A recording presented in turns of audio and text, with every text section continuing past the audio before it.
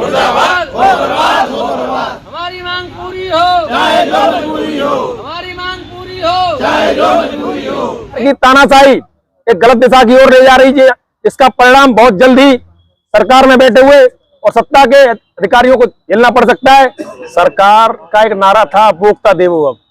सरकार के द्वारा उपभोक्ताओं को देवता के समान माना गया है, लेकिन सरकार में कुछ जो चुनिंदा लोग हैं जो अपने फायदे के लिए अपने मित्रों को हजारों करोड़ की परिसंपत्तियों को सौंपने का कार्य कर रहे हैं, जिससे आने वाले समय में ऊर्जा सेक्टर में नौकरियों का अभाव होगा।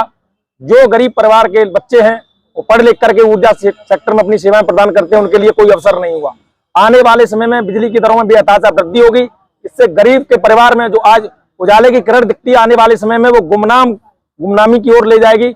और सरकार जीरो टॉलरेंस की पॉलिसी पर बात करती है और सरकार के माननीय मुख्यमंत्री जी के कार्यालय से 1 किलोमीटर की दूरी पर शक्ति भवन बना हुआ है, जिसमें विगत 4 वर्षों से पंकज कुमार IAS तैनात हैं। सरकार के जो दावे हैं भ्रष्टाचार के, वो खोखले साबित होते हुए दिखाई दे रहे हैं, क्योंकि ऊर्जा सेक्टर में 4 साल से जो कि अवैध तरीके से नियुक्त हैं और आए दिन कर्मचारियों का शोषण कर रहे हैं। माननीय ऊर्जा मंत्री जी की हताशा बताती है। उनके द्वारा भी पूर्व में एक बयान दिया गया था, यदि ट्रांसफार्मर फूकेगा तो अधिकारी फूकेगा। इससे यह स्पष्ट है, माननीय ऊर्जा मंत्री जी द्वारा जो बयान दिया गया था वो राजनीति से प्रेरित था और ऊर्जा मंत्री ही निजीकरण के पक्ष में है। लेकिन वास्तविकता ये है कि हम लोगों ने एटीएनसी की दरों में पिछले समय के पश्चात कमियां आई हैं, लेकिन फिर भी ऊर्जा सेक्टर को हजारों करोड़ रुपए की संपत्ति को कुछ फायदे के लिए कुछ चुनिंदा लोगों को दिया जा रहा है। और जिस कंपनी का चयन किया गया है वो ऑलरेडी ब्लैक लिस्टेड है, ग्राउंड थॉर्नटन कंपनी, जो कि ब्रिटिश कंपनी है। हिंदुस्तान में ऐसी कोई कंपनी नहीं आ पाई है खरीदने के लिए, क्योंकि उन्हें डर है कर्मचारियों की एकता के आगे उन्हें झुकने के लिए मजबूर होना पड़ेगा। और मैं स्पष्ट कर देना चाहता हूं आपके माध्यम से, निजीकरण किसी भी कीमत पर बर्दाश्त नहीं किया जाएगा, क्योंकि निजीकरण से जो उत्तर प्रदेश की गरीब और मासूम भोली वाली जनता है उससे उसके हितों पर कुठाराघात करने का प्रयास किया जा रहा है, जो कि कतई बर्दाश्त नहीं किया जाएगा। प्रदर्शन निजीकरण के रोकने के लिए किया जा रहा है।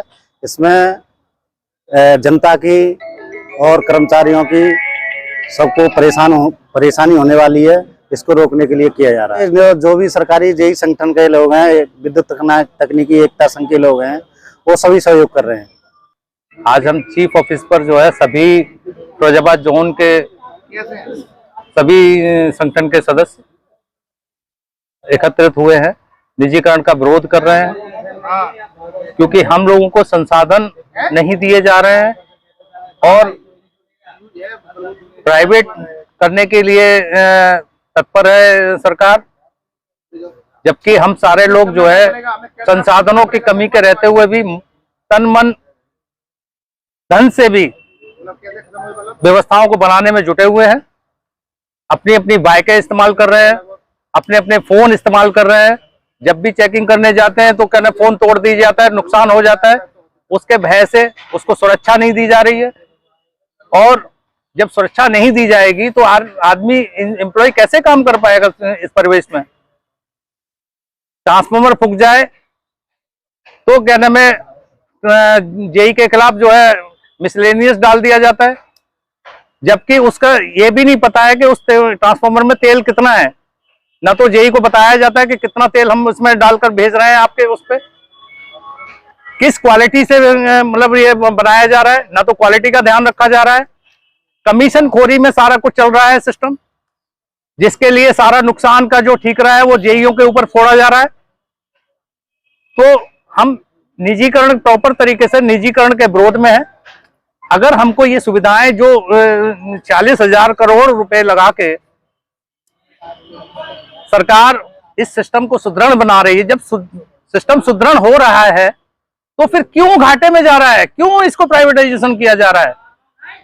इस तरह की मांगों के लिए पूर्व में भी आप लोगों के द्वारा धरना प्रदर्शन किया गया, क्या डिस्कशन निकला और अब ये धरना कब तक चलने वाला है?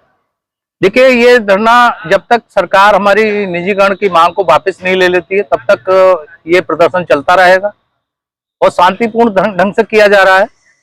जब सरकार इससे भी नहीं मांगेगी, मानेगी नहीं, तो हम इससे भी ज्यादा अनिश्चित काल के लिए मतलब जो है प्रदर्शन करेंगे।